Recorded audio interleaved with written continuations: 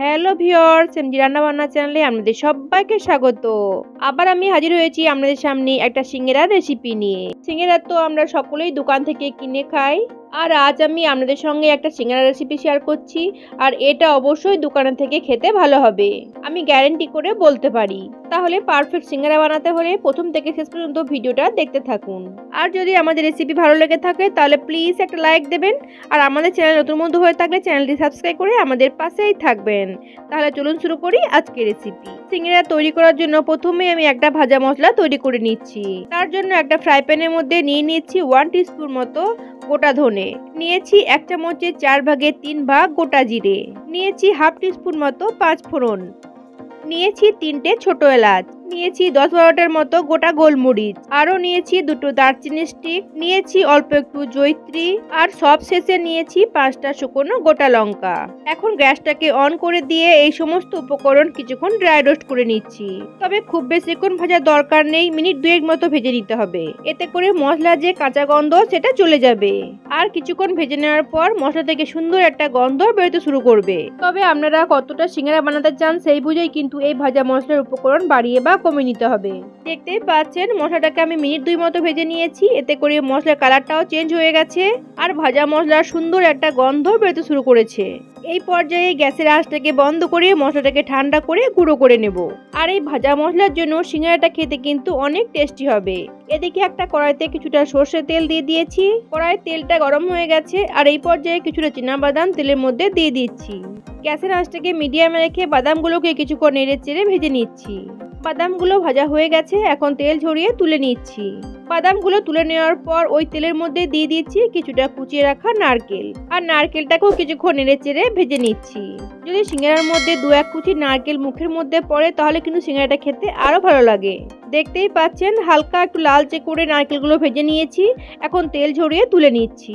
ওই কড়াইতে দিয়ে দিয়েছি আরো কিছুটা সর্ষের তেল। তেল ভালো করে গরম হয়ে এলে তেলের মধ্যে দিয়ে দিচ্ছি 1 টিস্পুন মতো গ্রেট করা আদা, সঙ্গে দিয়ে দিচ্ছি হাফ টিস্পুন মতো গ্রেট করা রসুন। আর সিঙ্গারা বানাতে হলে কিন্তু আদা রসুন গ্রেট করে কিংবা থেতো করে দেওয়ার চেষ্টা করবেন। দোকানে সিঙ্গারার পুর তৈরি করার সময় আদা কিংবা রসুন থেতো করেই দেওয়া হয়। এবার আদা রসুন কিছুক্ষণ নেড়ে চেড়ে নিচ্ছি। আদা রসুন কিছুক্ষণ নেড়ে চেড়ে নেওয়ার পর দিয়ে দিচ্ছি 2টো কুচিয়ে রাখা পেঁয়াজ। এবার আরো কিছুক্ষণ নেড়ে চেড়ে পেঁয়াজটাকে একটু ভেজে নিচ্ছি। কিছুক্ষণ পেঁয়াজটাকে নেড়ে চেড়ে নেওয়ার পর দিয়ে দিচ্ছি 1 টিস্পুন মতো কাঁচা লঙ্কা। যেহেতু ভাজা মশলা তৈরি করার সময় লঙ্কা দেওয়া আছে, তাই চাইলে আপনারা লঙ্কাটা কিন্তু স্কিপ করতে পারেন। আবার আপনারা চাইলে কাঁচা লঙ্কাটা একটু কম বেশি করে দিতে পারেন। আবারও নেড়ে চেড়ে পেঁয়াজটাকে আরো কিছুক্ষণ ভেজে নিচ্ছি। দেখতেই পাচ্ছেন পেঁয়াজটাকে আমি একটু লালচে করে ভেজে নিয়েছি। আর এই পর্যায়ে দিয়ে দিচ্ছি কিছুটা ডুমো ডুমো করে কেটে রাখা আলু। আলুটাকে তেলের উপরে নেড়ে চেড়ে সেদ্ধ করে নিতে হবে। আলুটাকে নেড়ে চেড়ে দিয়ে দিচ্ছি পরিমাণ মতো নুন, দিয়ে দিচ্ছি হাফ টিস্পুন মতো হলুদের গুঁড়ো, আর দিয়ে দিচ্ছি হাফ টিস্পুন মতো কাশ্মীরি রেড চিলি পাউডার। আবারও সমস্ত উপকরণ নেড়ে চেড়ে মিশিয়ে নিচ্ছি। আবারও ভালো করে নেড়ে চেড়ে দিয়ে দিচ্ছি 3টে মিডিয়াম সাইজের গাজর। আর গাজরটাকে অবশ্যই আলুর মতোই ডুমো ডুমো করে কেটে নিতে হবে। আবারও সমস্ত উপকরণ নেড়ে চেড়ে মিশিয়ে নিচ্ছি। কিছুক্ষণ নেড়ে চেড়ে নেওয়ার পর দিয়ে দিচ্ছি একটা মিডিয়াম সাইজের বিট, আর বিটটাকেও ডুমো ডুমো করে কেটে নিয়েছি। তবে যদি আপনারা বিটটা না দিতে চান তাহলে স্কিপ করতে পারেন, কিংবা আমরা চাইলে বিটটা একটু কমও দিতে পারেন। আবারও কিছুক্ষণ নেড়ে চেড়ে মিশিয়ে নেওয়ার পর দিয়ে দিচ্ছি কিছুটা কেটে রাখা ফুলকপি। যেহেতু এখন শীতকাল আর এই সবজিগুলো শীতকালে খুব বেশি আর টাটকা পাওয়া যায়, তার জন্য এই সমস্ত উপকরণ দিয়ে আজকে সিঙ্গারা পুরটা বানাতে চেষ্টা করেছি। আপনারা তো অনেকে অনেক রকম ভাবে সিঙ্গারা বানিয়ে খেয়েছেন, আর এই শীতকালে পাঁচমিশালি সবজির পুর তৈরি করে আপনারা সিঙ্গারাটা বানিয়ে একবার খেয়ে দেখুন। আশা করছি আপনাদের সকলের খুব ভালো লাগবে। আমি গ্যারান্টি সহকারে বলতে পারি দোকানের থেকে অবশ্যই সিঙ্গারা খেতে অনেক ভালো হবে। আবারও কিছুক্ষণ নেড়ে চেড়ে নিয়ে একটা ঢাকা দিয়ে দিচ্ছি। কিছুক্ষণ পর কড়াইয়ের ঢাকনাটা খুলে আবারও ভালো করে নেড়ে চেড়ে নিচ্ছি। আর এইভাবেই কিছুক্ষণ পর পর ঢাকা দিয়ে আবার ঢাকা খুলে নেড়ে চেড়ে সমস্ত উপকরণটাকে সেদ্ধ করে নিতে হবে। তবে কিন্তু কোনো মতে জল দেওয়া যাবে না। আর গ্যাসের আঁচটাকে অবশ্যই মিডিয়ামে কিংবা লো টু মিডিয়ামে রেখে সবজিগুলোকে সেদ্ধ করে নিতে হবে। আরো কিছুক্ষণ রান্না করে নেওয়ার পর দেখতেই পাচ্ছেন সমস্ত সবজিগুলো কিন্তু সেদ্ধ হয়ে গেছে। আর এই পর্যায়ে পর্যায়ে দিয়ে দিচ্ছি কিছুটা কড়াইশুঁটি। আবারও নেড়েচেড়ে ভালো করে মিশিয়ে নিচ্ছি। নেড়েচেড়ে ভালো করে মিশিয়ে নেওয়ার পর আরো 5 থেকে 7 মিনিট মতো রান্না করে নিচ্ছি। আরো 5 থেকে 7 মিনিট মতো রান্না করে নিয়েছি আর দেখতেই পাচ্ছেন সবজিগুলো কিন্তু আমার রান্না হয়ে গেছে। আর এই পর্যায়ে দিয়ে দিচ্ছি কিছুটা কুচানো ধনেপাতা।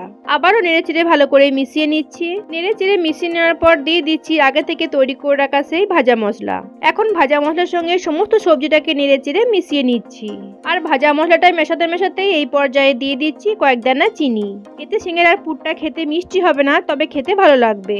আর এর সঙ্গে দিয়ে দিচ্ছি আগে থেকে ভেজে রাখা নারকেল। আরও দিয়ে দিচ্ছি আগে থেকে ভেজে রাখা চীনাবাদাম। আবারও সমস্ত উপকরণ ভালো করে নেড়েচেড়ে মিশিয়ে নিচ্ছি। আর নেড়েচেড়ে ভালো করে মিশিয়ে নিলেই তৈরি হয়ে গেল সিঙ্গারার পুর। তাহলে দেখতেই পেলেন সিঙ্গারার পুর কিন্তু আমার তৈরি হয়ে গেল। আর এই পুর দিয়ে সিঙ্গারা খেতে কিন্তু দারুণ টেস্টি হবে। এবার গ্যাসটাকে বন্ধ করে নামিয়ে ঠান্ডা করে নিচ্ছি। এদিকে সিঙ্গারা তৈরি করার জন্য একটা চালনার মধ্যে নিয়ে নিচ্ছি 1 কাপ ময়দা। আর ময়দা অবশ্যই চেলে নিতে হবে। আপনারা কতটা সিঙ্গারা বানাবেন সেই বুঝেই কিন্তু ময়দা বাড়িয়ে বা কমিয়ে নিতে হবে। ময়দা চেলে নেওয়ার পর দিয়ে দিচ্ছি পরিমাণ মতো নুন। আর এই ময়দার মধ্যে দিয়ে দিচ্ছি 5 থেকে 6 চামচ মতো গলানো ডালডা। আপনারা চাইলে ঘিও ব্যবহার করতে পারেন কিংবা সাদা তেলও ব্যবহার করতে পারেন, তবে তেল না দিয়ে ডালডা ব্যবহার করলে সিঙ্গারা কিন্তু খেতে বেশি ভালো হবে। এবার ময়দা আর ডালডা একসঙ্গে ভালো করে মেখে নিচ্ছি। আর সিঙ্গারা তৈরি করার জন্য ময়দার মধ্যে ডালডা কিংবা ঘি একটু বেশি দিতে হবে। দেখতেই পাচ্ছেন কিছুক্ষণ টাইম ধরে ডালডা আর ময়দা একসঙ্গে মেখে নিয়েছি। এবার দেখুন হাতের মধ্যে 1 মুঠো ময়দা নিয়ে একটু মুঠো করলে মুঠোর মধ্যে চলে আসছে কিংবা ঢেলার মতো হয়ে যাচ্ছে, আবার টিপে দিলেই ভেঙে যাচ্ছে। ঠিক এরকম ভাবে সিঙ্গারা তৈরি করার জন্য ময়দাতে ময়নটা দিয়ে নিতে হবে, তাহলে সিঙ্গারা কিন্তু একেবারে পারফেক্ট ভাবে তৈরি হবে। আর যদি ময়দার মধ্যে ময়নটা কম হয়ে যায় তাহলে কিন্তু সিঙ্গারা কোনো মতে ভালো হবে না। এবার হালকা কুসুম গরম জল দিয়ে ময়দাটাকে মেখে নিচ্ছি, তবে একবারে খুব বেশি জল দিয়ে ময়দাটাকে মাখতে যাবেন না, অল্প অল্প জল দিয়ে ময়দাটাকে মেখে নিতে হবে। আর ময়দা মাখার সময় খেয়াল রাখতে হবে সিঙ্গারার জন্য ডোটা কিন্তু যেন খুব বেশি নরম না হয়ে যায়। মানে আমরা যেমন রুটি লুচির জন্য ডো তৈরি করি তার থেকে একটু শক্ত মাখতে হবে। দেখতেই পাচ্ছেন কিছুক্ষণ টাইম ধরে ময়দাটাকে আমি একটু শক্ত করে মেখে নিয়েছি। এখন একটা ঢাকা দিয়ে আধ ঘন্টার মতো রেস্টে রেখে দিচ্ছি। আধ ঘন্টার পর ঢাকনাটা খুলে আবারও ভালো করে ময়দাটাকে মেখে নিচ্ছি। আর ময়দা মাখার দেখে বুঝতেই পাচ্ছেন ময়দাটা কিন্তু আগে থেকে একটু নরম হয়ে গেছে। এবার এখান থেকে সিঙ্গারার জন্য লেচি কেটে নিচ্ছি। আর লেচিগুলো একটু বড় করে কাটতে হবে, যেহেতু একটা লেচি থেকে দুটো সিঙ্গারা তৈরি হবে। এবার অল্প একটু ময়দা ছড়িয়ে লম্বা করে বেলে নিচ্ছি। আর লম্বা করে বেলে নেওয়ার পর মাঝখান দিয়ে এভাবে কেটে নিচ্ছি। এবার ডিশের উপরে অল্প একটু ময়দা ছড়িয়ে সিঙ্গারার জন্য কেটে রাখা রুটিগুলো রেখে দিচ্ছি। আর এইভাবেই সমস্ত লেচিগুলোকে বেলে কেটে নিয়ে ফিরে আসছি। কেটে রাখা সিঙ্গারা রুটিটাকে এইভাবে এক সাইড থেকে ভাঁজ দিয়ে দিচ্ছি। এবার এই সাইডে একটু জল লাগিয়ে দিচ্ছি, এতে করে সিঙ্গারাটা খুব ভালোভাবে সিল হয়ে যাবে, সিঙ্গারাটা খুলে যাবে না। এবার এই সাইড থেকে ধরে এর উপরে চাপিয়ে দিচ্ছি আর আঙুলটা দিয়ে একটু হালকা করে চেপে দিচ্ছি। এরপর সিঙ্গারাটাকে এইভাবে হাতে তুলে নিচ্ছি। তাহলে দেখতেই পেলেন সিঙ্গারার খোলটা তৈরি হয়ে গেল। এবার পুরটা ভরে নিচ্ছি। এবার সিঙ্গারার পুরটা ভরে দিয়ে চামচ দিয়ে পুরটাকে এভাবে একটু চেপে দিচ্ছি। এবার আবারও চারি সাইডে অল্প করে জল লাগিয়ে দিচ্ছি, এতে করে সিঙ্গারাটা মোড়ার সময় খুব ভালোভাবে সিল হয়ে যাবে আর সিঙ্গারাটা খুলে যাওয়ার ভয় থাকবে না। এবার ওপরের মাঝখানের অংশটা ধরে এই মাঝখানে জুড়ে দিতে হবে। এবার এক সাইড থেকে সিঙ্গারাটাকে এভাবে আস্তে আস্তে সিল করে দিতে হবে। সিঙ্গারাটাকে মুড়ে নেওয়ার পর আবারও এইভাবে 2-1 বার চেপে চেপে ভালো করে মুড়ে নিতে হবে, যাতে করে সিঙ্গারাগুলো ভাজার সময় খুলে না যায়। তাহলে দেখতেই পেলেন কত সহজেই তৈরি হয়ে গেল একটা সিঙ্গারা। আর এইভাবেই আরো একটা সিঙ্গারা আমি আপনাদের তৈরি করে দেখাচ্ছি। আপনারা চাইলে হাতের ওপরে চাপিয়ে এইভাবেও সিঙ্গারা মুড়ে নিতে পারেন। আমি সিঙ্গারা 2 রকম ভাবে ভাঁজ দেওয়া দেখেছি, আপনাদের যেটা সুবিধা হয় আপনারা সেভাবেই করে নিতে পারেন। তাহলে দেখতেই পেলেন কত সহজে সিঙ্গারাগুলো আমি তৈরি করে নিয়েছি। এখন এগুলোকে ভেজে নেওয়ার পালা। সিঙ্গারাগুলো ভাজবার জন্য কড়াইতে কিছুটা সাদা তেল নিয়ে নিয়েছি আর তেল হালকা গরম অবস্থাতে সিঙ্গারাগুলো ছেড়ে দিতে হবে। সিঙ্গারাগুলো ভাজবার জন্য তেলটা কিন্তু খুব বেশি গরম করা যাবে না, তাহলে সিঙ্গারাগুলো কিন্তু ঠিকঠাক ভাজা হবে না। দেখতেই পাচ্ছেন আমি এখানে প্রথম ব্যাচে 6টার মতো সিঙ্গারা ভেজে নিচ্ছি। তবে সিঙ্গারাগুলো তেলের উপরে দিয়েই কিন্তু নাড়াচাড়া করতে যাবেন না, তাহলে কিন্তু সিঙ্গারাগুলো কেটে যেতে পারে। সিঙ্গারাগুলো তেলের উপরে দিয়ে এক সাইড একটু শক্ত হওয়া পর্যন্ত অপেক্ষা করতে হবে। কিছুক্ষণ পর দেখতেই পাচ্ছেন একটা চামচ দিয়ে আস্তে আস্তে সিঙ্গারাগুলোকে আমি উল্টে দিচ্ছি। আর এই পর্যায়ে সিঙ্গারাগুলো কিন্তু একটু শক্ত হয়ে গেছে, তবুও একটু আস্তে আস্তে সিঙ্গারাগুলোকে উল্টে দিতে হবে। আর দেখতেই পাচ্ছেন সিঙ্গারার এক সাইড একটু লালচে রং ধরে গেছে। এবার সবগুলো সিঙ্গারা উল্টে দিয়ে আরো কিছুক্ষণ অপেক্ষা করছি।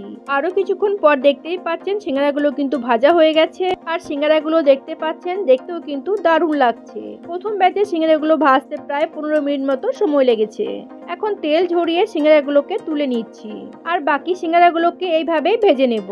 তবে দ্বিতীয় ব্যাচে সিঙ্গারাগুলোকে ভাজবার জন্য গ্যাসটাকে বন্ধ করে দিয়ে তেলটাকে একটু ঠান্ডা করে নিতে হবে। তাহলে দেখতেই পেলেন কত সহজেই তৈরি হয়ে গেল আমার স্পেশাল সিঙ্গারা রেসিপি। নিজের হাতে এই বাড়ির তৈরি সিঙ্গারা গরম গরম চায়ের সঙ্গে জাস্ট জমে যাবে। যদি আমার রেসিপি আপনাদের ভালো লেগে থাকে তাহলে প্লিজ একটা লাইক দেবেন, আর আমাদের চ্যানেল নতুন বন্ধু হয়ে থাকলে চ্যানেলটাকে সাবস্ক্রাইব করে আমাদের পাশেই থাকবেন। তাহলে সকলকে ধন্যবাদ জানিয়ে আজকের মতো আমি এখানেই শেষ করছি। আবার আমি ফিরে আসবো অন্য কোনো রেসিপি নিয়ে। আপনারা ভালো থাকবেন, সুস্থ থাকবেন আর আমার সাথেই থাকবেন।